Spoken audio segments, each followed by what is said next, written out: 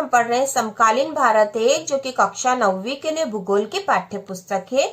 और इसमें हम पढ़ रहे हैं अध्याय 4 जलवायु। और इसके आगे के पार्ट हम पढ़ चुके हैं और आज हम पढ़ेंगे इसमें मानसून की वापसी। ठीक है, मानसून की वापसी, इसके पहले के पार्ट हम पढ़ चुके हैं इस अध्याय के। यदि आपने नहीं देखे हो तो चैनल के प्लेलिस्ट पर जाकर देख सकते हो। तथा इसी तरह के और वीडियो देखने के लिए, प्रश्नोत्तर के वीडियो देखने के लिए, इम्पोर्टेंट क्वेश्चन के वीडियो देखने के लिए चैनल को सब्सक्राइब कीजिए।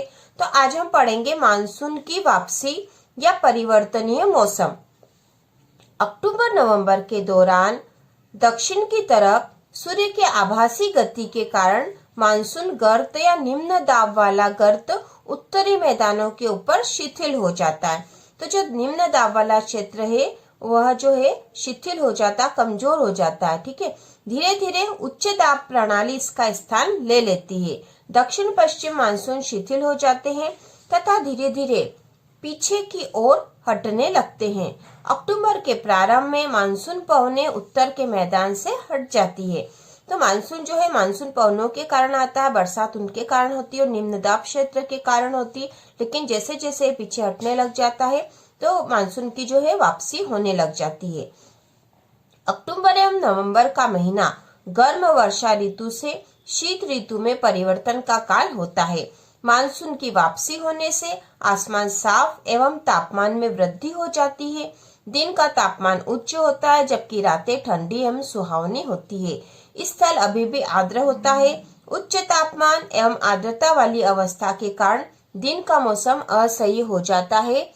इसे सामान्यतः क्वार की उमस के नाम से जाना जाता है। तो जब इस प्रकार का मौसम हो जाता है, उच्च तापमान एवं आर्द्रता वाली अवस्था के कारण दिन का मौसम असह्य हो जाता है। ठीक है, और तापमान जो उच्च होता है, दिन का तापमान उच्च होता है और रातें जो है ठंडी और सुहावनी होती है और मौसम में आर्द्रता होती है। तो ऐसे मौसम को क्वार की उमस के नाम से जाना जाता है।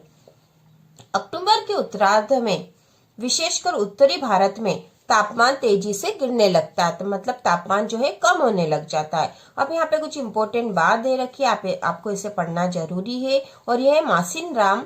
ठीक है, मासिन राम हमने पिछले वीडियो में भी पढ़ा था। मासिन राम विश्व में सबसे अधिक वर्षा वाला क्षेत्र है। ठीक है, तो विश्व में सबसे अधिक वर्षा वाला क्षेत्र है मासिन राम। तथा स्टेलेग्माइट तथा स्टेलेक्टाइट गुफाओं के लिए प्रसिद्ध है। तो यहाँ पे जो प्रसिद्ध गुफाएं हैं वह है स्टेलेग्माइट तथा स्टेलेक्टाइट।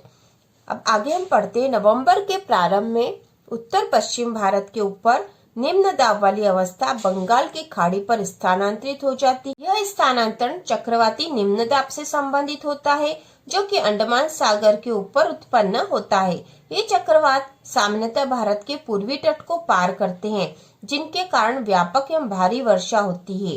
ये उष्णकटिबंधीय चक्रवात प्रायः विनाशकारी होते हैं। तो ये जब चक्रवात जो है या जो निम्न दाब का क्षेत्र पीछे हटने लग जाता है तो अंडमान सागर के जो स्थानांतरित चक्रवात है वह निम्न दाब से संबंधित होता है और यह अंडमान सागर के ऊपर उत्पन्न होता है और इस चक्रवात के कारण भारत के जो पूर्वी तट है उसको पार करता है तो वहां पर व्यापक और भारी वर्षा होती है। और ये उष्णकटिबंधीय चक्रवात मतलब बारिश के साथ जो तेज हवा और तूफान के साथ जो पानी आता है उसे चक्रवात कहते हैं, प्रायः विनाशकारी होते हैं। गोदावरी, कृष्णा एवं कावेरी नदियों के सघन आबादी वाले डेल्टा प्रदेशों में अक्सर चक्रवात आते हैं जिसके कारण बड़े पैमाने पर जान और माल की क्षति होती है।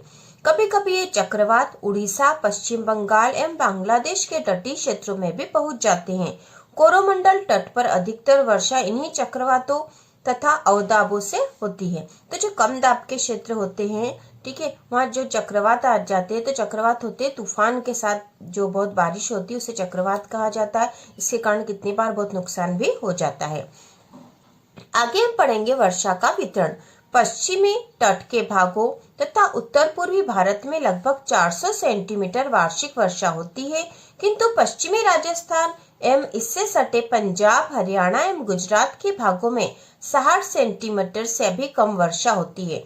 तो हमारे प्रदेश में वर्षा का जो वितरण है ठीक है। जो हमारे देश में वर्षा का वितरण है वह अलग अलग क्षेत्रों में अलग अलग है, अलग अलग प्रदेशों में अलग अलग वर्षा होती है। जैसे उत्तर पूर्वी भारत में लगभग 400 सेंटीमीटर वर्षा होती है, किंतु पश्चिमी राजस्थान और पंजाब, हरियाणा, गुजरात के भागों में 60 सेंटीमीटर से भी कम वर्षा होती है। दक्षिणी पठार के आंतरिक भागों एवं सह्याद्री के पूर्व में भी वर्षा की मात्रा समान रूप से कम होती है। इन क्षेत्रों में वर्षा की मात्रा कम क्यों होती है? जम्मू कश्मीर के लेह में भी वर्षण की मात्रा काफी कम होती है। देश के शेष हिस्से में वर्षा की मात्रा मध्यम होती है। हिमपात हिमालयी क्षेत्रों तक ही सीमित होता है। हिमपात मतलब जो बर्फ गिरती है हिमालयी क्षेत्रों तक ही सीमित होता है। मानसून की प्रगति के परिणाम स्वरूप एक वर्ष से दूसरे वर्ष होने वाले वार्षिक वर्षा की मात्रा में भिन्नता होती है। मतलब किसी वर्ष अधिक किसी वर्ष कम भी वर्षा हो सकती है।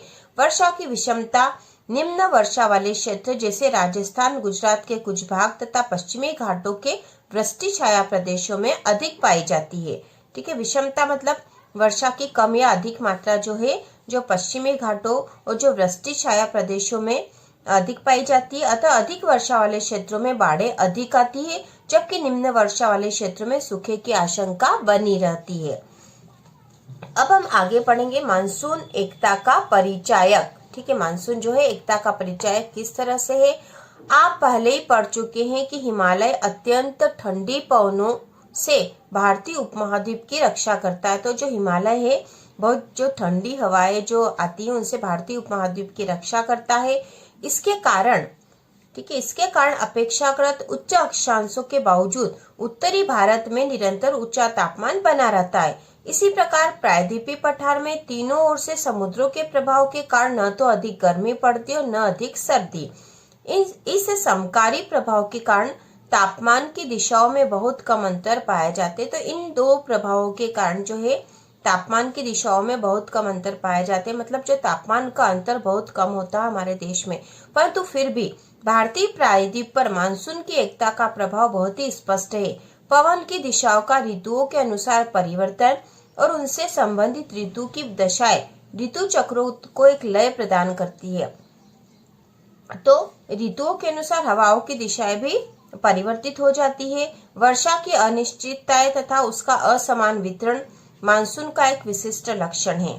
संपूर्ण भारतीय भूदृश्य, इसके जीव तथा वनस्पति, इसका कृषि चक्र, मानव जीवन तथा उनके त्योहार उत्सव सभी इस मानसूनी लय के चारों ओर घूम रहे हैं।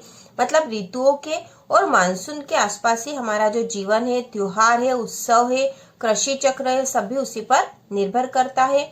उत्तर से दक्षिण तथा पूर्व से पश्चिम तक संपूर्ण भारतवासी प्रतिवर्ष मानसून के आगमन की प्रतीक्षा करते हैं। मतलब बारिश आने की प्रतीक्षा करते हैं।